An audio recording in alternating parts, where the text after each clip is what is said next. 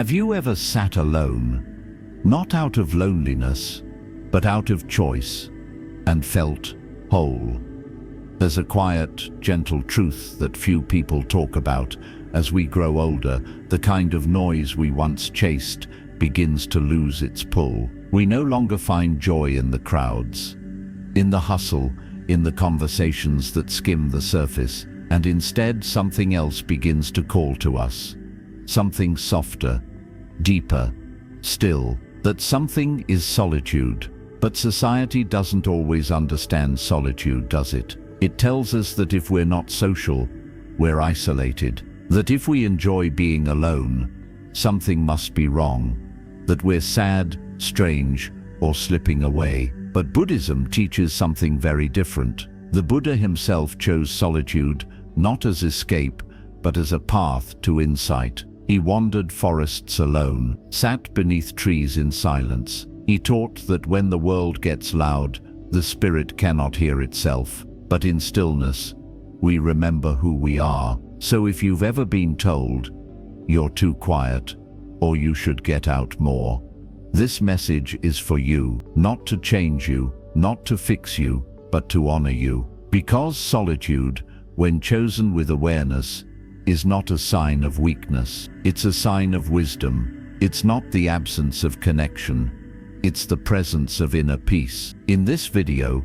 we'll explore 7 powerful personality traits that often emerge in seniors who prefer a quiet, inward life. These traits are not flaws. They are the fruits of insight, the natural unfolding of years lived with reflection. And as we walk through each one, we'll not only name what makes you unique, we'll understand how each quality is deeply supported by Buddhist teachings. Maybe you've always been this way. Maybe you've only recently discovered the sweetness of your own company. Either way, this journey will help you see that the traits you've carried, sometimes quietly, sometimes even secretly, are not just valid, they're sacred. So take a deep breath, settle in, and allow yourself to be seen, perhaps for the very first time, not as someone pulling away from life, but as someone walking closer to the truth of it. Let's begin. Trait 1. Deep thinkers. The quiet mind that sees far. There's something unmistakably beautiful about the way some seniors sit in silence, not out of boredom, not out of sadness, but with a kind of presence, a stillness that feels like it's listening to something deeper.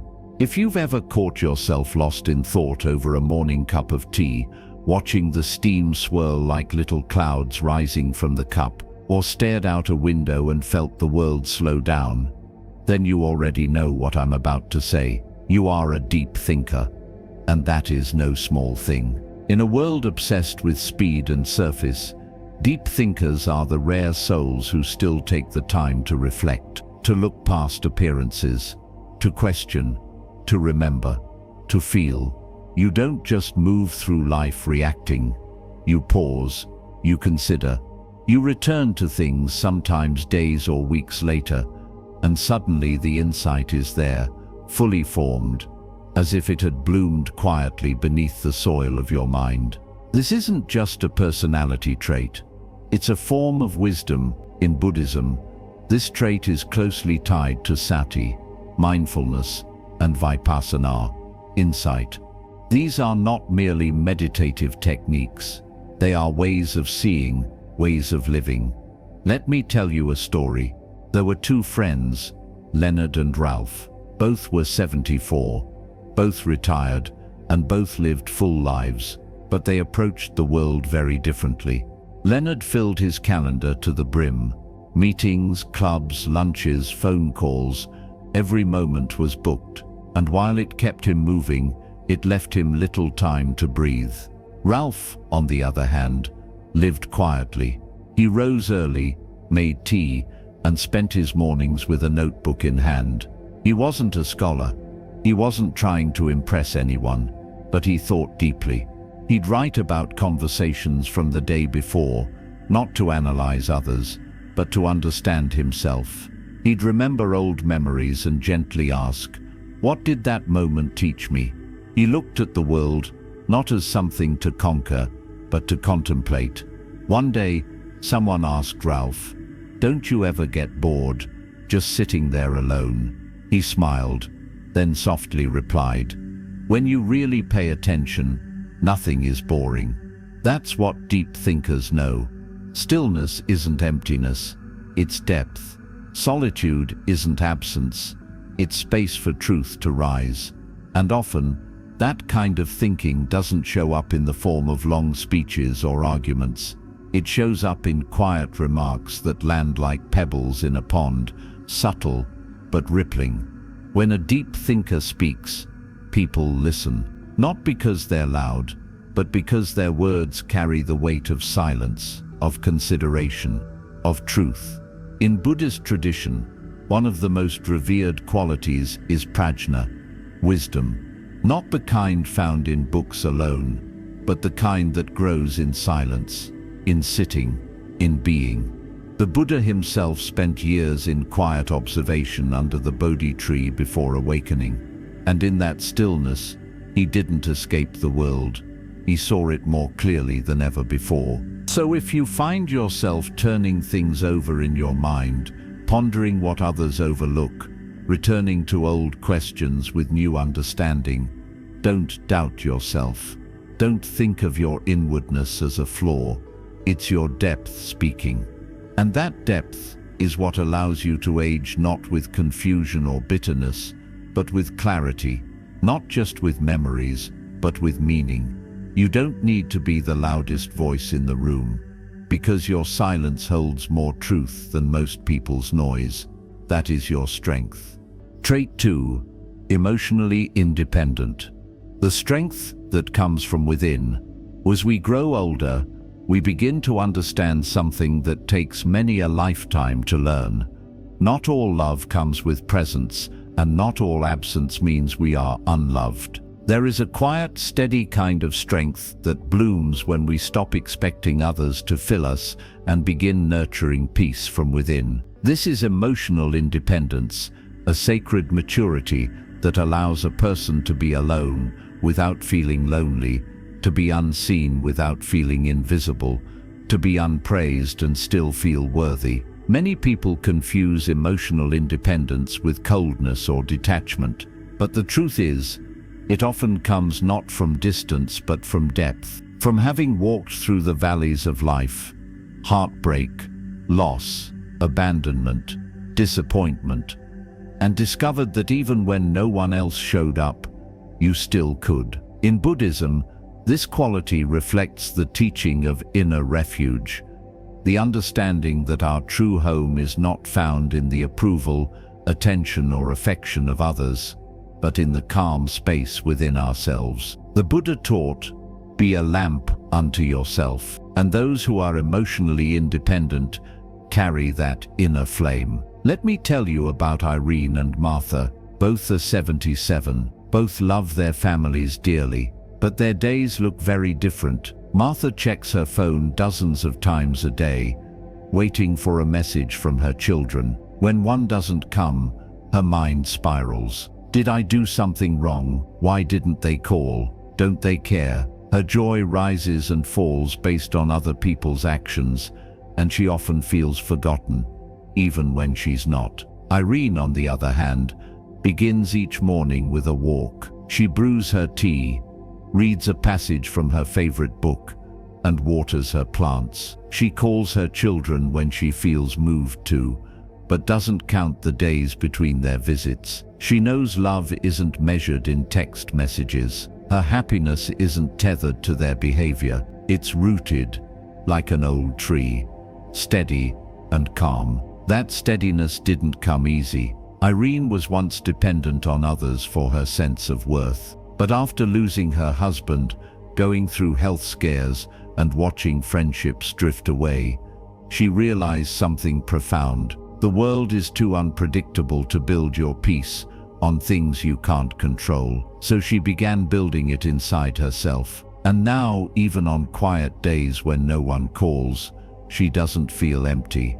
She feels whole. This kind of emotional independence is a hallmark of spiritual growth. In Buddhist practice, it's the movement from attachment to equanimity, from clinging to calmness. Not because we no longer care, but because we've learned that caring doesn't mean collapsing. That love doesn't mean dependence. That freedom is not the absence of feeling, but the ability to feel without losing ourselves. People like Irene, perhaps like you, often have an aura of calm. They don't panic when others pull away. They don't beg for attention. They don't take every silence personally. And ironically, that peacefulness makes others more drawn to them, not less. Why? Because peace is magnetic. Because being with someone who doesn't need anything from you allows you to exhale. So if you found yourself becoming more emotionally self-sufficient, if you no longer need constant validation to feel okay, if you've stopped waiting for apologies that will never come, if you've discovered joy in your own rhythm, then know this: you are not becoming distant, you are becoming deep. You've crossed a threshold that many never do. You no longer place your heart in others' hands, you hold it gently in your own. And that, dear friend, is not emotional coldness. It is emotional wisdom. It is the kind of strength that doesn't shout, but never breaks. Trait 3. Highly observant. The quiet eye that sees what others miss. There is a kind of seeing that has nothing to do with eyesight, and everything to do with presence. People who love solitude often develop a heightened sense of awareness, not because they are trying to analyze the world, but because, in the quiet, their senses begin to sharpen. They start to notice the subtle shifts in tone during a conversation, the way the light changes just before sunset, or how a friend's smile doesn't quite reach their eyes that day. This ability to notice what others overlook is not a coincidence. It's the fruit of time spent in stillness. In Buddhism, this quality mirrors the cultivation of mindful observation, or sampajanya, clear comprehension. The Buddha taught that to truly know a thing, one must look at it deeply, without judgment, without rushing to label. And that kind of seeing comes most easily to those who are not constantly distracted by the noise of the world. Let's revisit the story of Ben and Howard, two men in their early 70s. Howard thrives on activity. He's always part of the crowd, part of the plan, part of the talk. And while he's friendly and well-liked, his days often blur together. He forgets small details, the names of new neighbors, the way someone hesitated before speaking, the tone of his own voice when he was frustrated. Ben, by contrast, spends his mornings in quiet. He tends his garden. He reads the newspaper slowly, then folds it with care. He watches the birds gather near his windowsill and notices when a new one appears. When he visits a friend, he remembers how they like their tea. When he listens fully, not just to the words but to the spaces between them. One day, Ben's neighbor seemed unusually quiet. Others didn't notice. But Ben gently said, "You don't seem yourself today." The neighbor paused, then quietly shared that his sister had just passed away. "Thank you for seeing me," he said. Ben didn't need many words. His attention spoke enough. This kind of presence, this deep, grounded awareness, is often mistaken for introversion or aloofness, but in reality, it is a sacred kind of intimacy with the world. While others are rushing from one moment to the next, highly observant people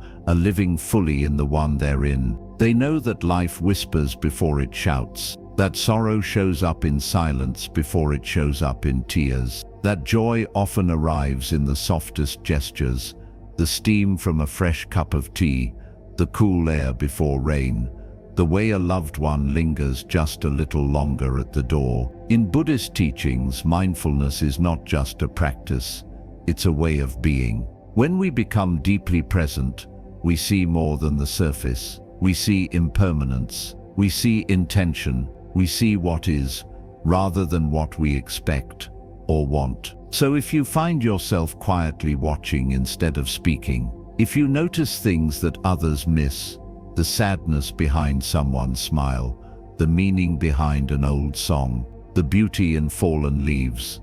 If you've ever been moved by a moment so small, others would have passed it by, then you are not too sensitive or too quiet. You are awake. And in this world, that is a rare and precious gift. Because while many people hear the world shout, you are one of the few who can still hear it whisper. Trait 4. Selective with relationships. Choosing depth over distraction.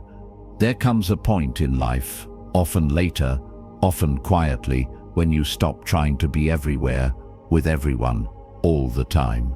The invitations may still come, the phone may still ring, but your heart, it no longer says yes to everything. Not because you don't care, not because you're shutting down, but because something inside you has changed. You've stopped chasing crowds. You've started craving something real. In Buddhist practice, we call this discernment, the wisdom to know what nourishes and what drains. It's not about judgment, it's about compassion. Compassion first for yourself, then for others. When you're younger, you might have said yes to everything, every gathering, every chat, every obligation. But with age and wisdom, you realize your energy is not infinite. Your time is sacred. Your peace is worth protecting.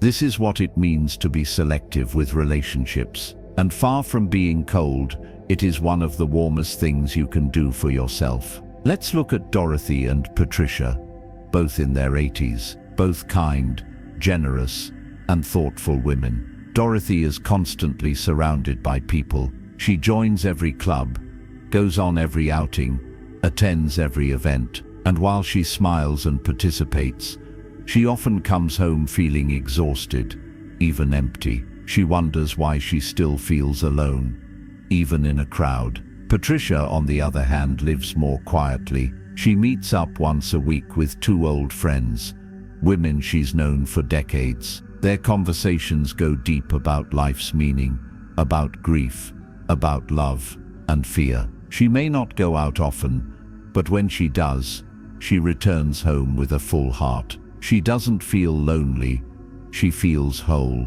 The difference isn't in how many people they know, it's in how deeply they connect. In the Metta Sutta, the Buddha's teaching on loving kindness, we are invited to be contented and easily satisfied, not proud and demanding in nature, but to live in harmony with those who are wise. That harmony doesn't come from constant interaction. It comes from resonance, from shared values, from presence. Seniors who prefer solitude often know this instinctively. They don't surround themselves with noise to avoid silence. They allow silence to filter what's true. They've learned that just because someone calls doesn't mean the relationship is nourishing. Just because someone is present doesn't mean they're a fit for your spirit. And so, they choose wisely, carefully, not out of fear, but out of love, for themselves and for others. These are the people who don't gossip, who walk away from drama, who would rather sit in honest quiet than fake laughter. They've learned that peace is more important than popularity, that solitude is more healing than forced connection, that one true friend is more valuable than 100 acquaintances. And here's the beautiful irony: because they're so selective, their relationships tend to last longer, go deeper, and feel more meaningful. They create spaces where people feel seen, heard, safe, because there's no performance, no mask, no need to impress. So if you've found yourself stepping back from large groups, if small talk exhausts you and deep talk energizes you, if you'd rather have one meaningful conversation than 10 forgettable ones, then celebrate that. You are not becoming isolated, you are becoming intentional. And that, dear one, is one of the greatest acts of self-respect there is. Trait 5. Creatively inclined. Turning solitude into expression in the hush of a quiet room, with nothing but the soft ticking of a clock or the bird song outside the window, something extraordinary begins to stir. It's not loneliness. It's not boredom.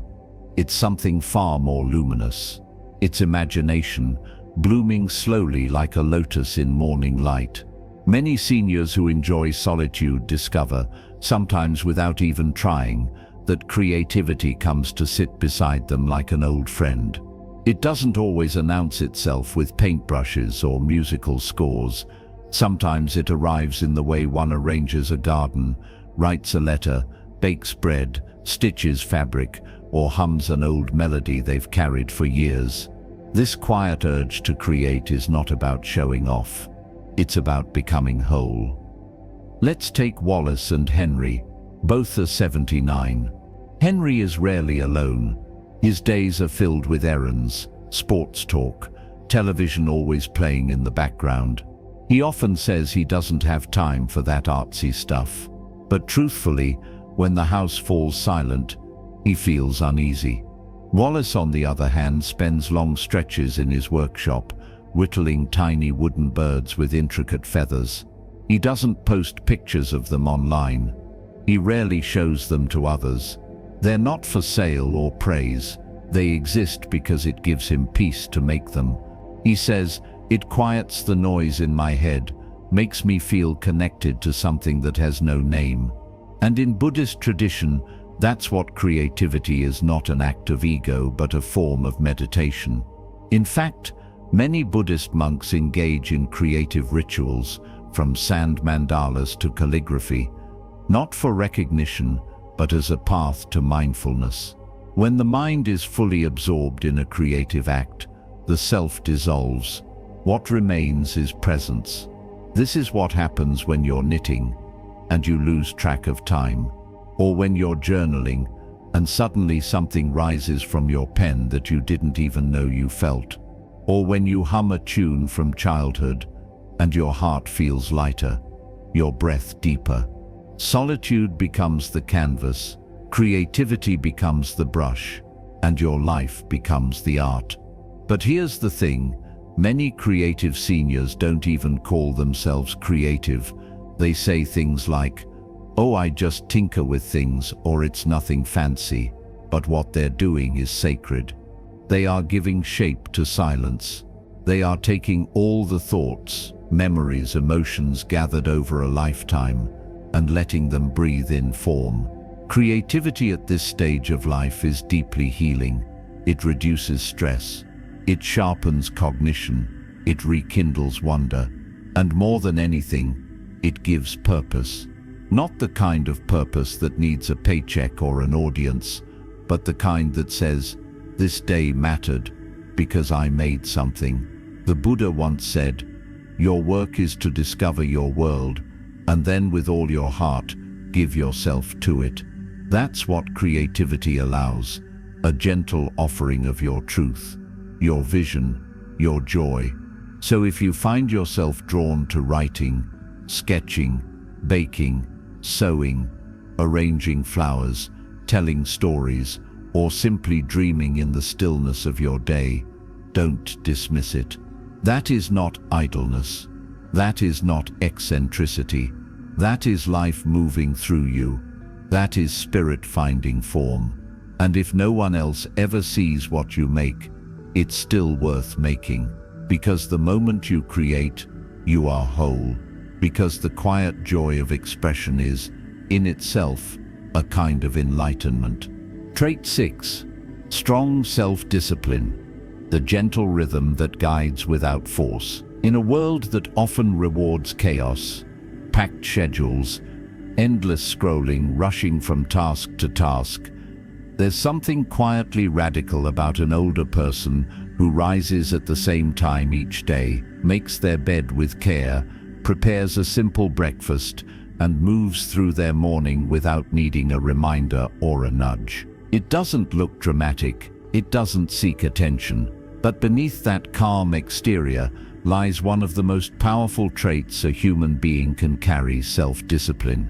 And it's not the rigid, punishing kind that demands perfection. No, this is a softer discipline, a rhythm, a deep inner agreement with oneself that says, "I will show up for my life, even when no one is watching. In Buddhism, this trait is closely tied to sila, the practice of ethical conduct and personal discipline, not because someone else is forcing it, but because we recognize the peace it brings. It's about walking a path with intention, step by step, knowing that each small act, each breath, each bowl of rice, each mindful movement is a thread in the fabric of awakening. Let's take Harold and George, two men in their early 80s. George thrives in group settings. He signs up for every senior center class, loves the structure, and depends on external reminders to stay organized. It's not a flaw,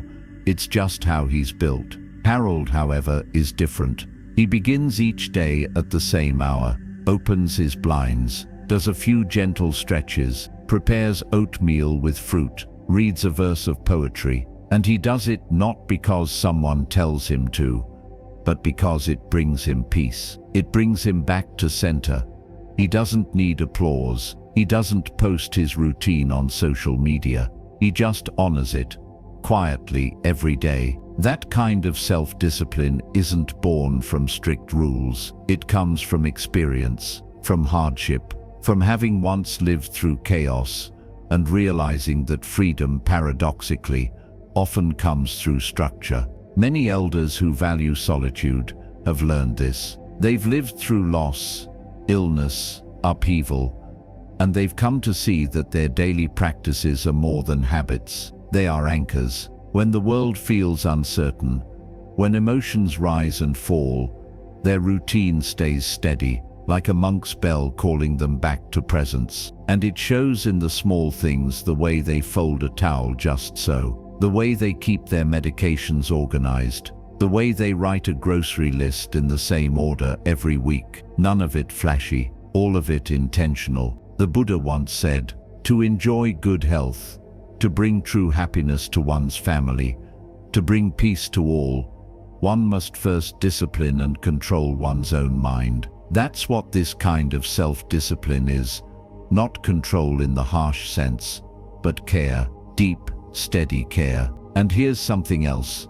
This trait often goes unnoticed. People might say, oh, she's just set in her ways, not realizing that those ways are the very things keeping her grounded, graceful, and at peace. So if you've found that you stick to your routines, not because you have to, but because they serve you, if you feel comfort in your rhythm, confidence in your consistency, if you honor your word to yourself, to walk, to rest, to eat well, to pray, even when no one else sees, then let me say this clearly, you are not rigid.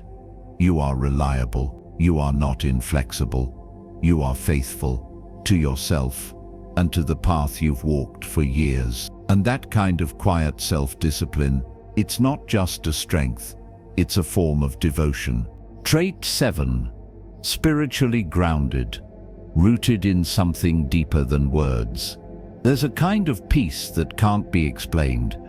It doesn't come from money, praise, or even perfect health. It's the kind of peace that radiates from someone who has touched something eternal, something beyond logic or name, and allowed it to shape how they live, how they speak, how they suffer, and how they love. Many seniors who cherish solitude aren't just quiet in voice, they're quiet in soul, but not empty. Oh no, they are full of something deeper, a stillness rooted in spirit. A kind of gentle knowing that says, I've made peace with life, even as it continues to unfold. They are spiritually grounded.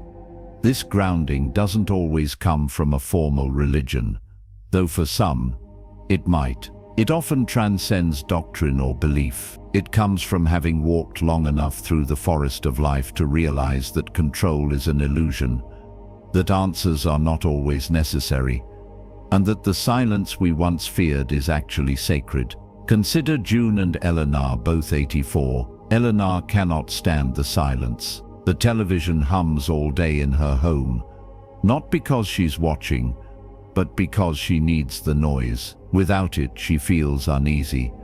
as though something might surface she doesn't want to face. The stillness to her feels like a threat. June, however, welcomes silence like an old companion. She sits by the window with hands resting in her lap. Sometimes she reflects, sometimes she prays, sometimes she just breathes and watches the leaves tremble in the wind. She doesn't fear the quiet because she has come to know, deeply, truly, that within it lives the divine. She doesn't need someone to preach to her. She doesn't need to argue theology. She carries her faith in the way she pours tea, in the way she forgives, in the way she waits, gently, for what life will bring next, without demand, without fear. In Buddhism, this depth of being is often called samadhi, a unified, concentrated mind, grounded in calm and insight. But it's more than a meditative state. It's a way of moving through the world. It's what happens when our hearts no longer race after distraction or resist discomfort, when we simply are. Seniors who are spiritually grounded often listen more than they speak. They don't react impulsively. When things go wrong, they remain soft. When others complain, they do not rush to correct. Their eyes seem to see through drama. Their presence feels like balm. They have tasted the sweetness of surrender, not giving up, but giving in to what is. And because of that, they are not shaken easily. They've buried loved ones, watched dreams fade, faced illness, fear, and regret. But through it all, they have stayed present. They've learned to breathe through the hard parts, to weep and then smile again, to accept that life is not always fair, but it is always teaching. The Buddha never promised an escape from suffering. He promised a path through it. And these elders, these quiet, gentle souls, have walked that path, not just in meditation halls, but in hospital rooms, kitchen tables, long nights of grief, and early mornings of gratitude. So if you find that stillness brings you comfort, if you feel something sacred in the rustling trees or the hush before dawn, if you've stopped needing all the answers and started trusting the unfolding, then you are not lost. You are rooted. You are not detached. You are aligned with something greater than words can hold. And that, dear one, is the heart of wisdom. That is what it means to age, not just gracefully, but spiritually awake. Closing thoughts. Your solitude is not emptiness. It's evolution. So now we've walked together, quietly, patiently, through the 7 beautiful traits so often found in those who cherish solitude in their later years.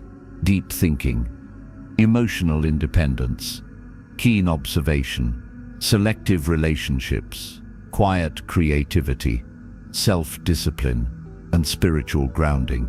But beyond the list, beyond the words, there is something deeper I hope you've come to feel. That solitude, your solitude, is not something that happened to you.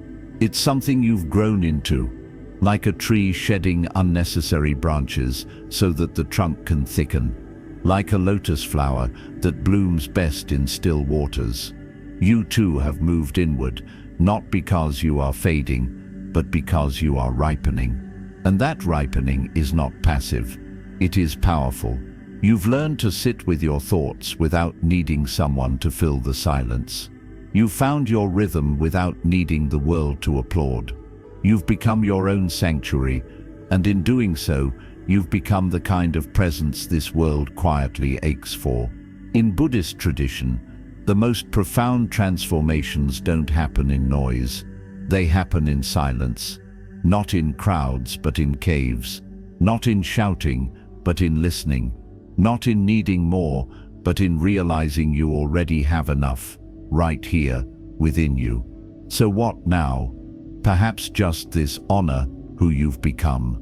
Let go of the old stories that said you were too quiet, too sensitive, too withdrawn. Those were misunderstandings, not of you, but of your depth. You were never distant. You were discerning. You were never cold. You were centered. You were never lost. You are simply walking a quieter path. And if this video resonated with you, if you felt seen, remembered, or even gently stirred, I invite you to pause, reflect, and maybe share a part of your story in the comments. Because your story, like your presence, may be exactly what someone else needs to hear today. And if you'd like to keep walking this quiet road with us, exploring Buddhist wisdom, life reflections, and the kind of truths that only arrive with time, please consider subscribing to our channel.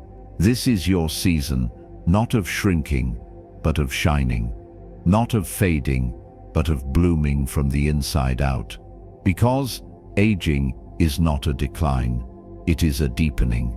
And you, dear one, are not becoming less. You are becoming light.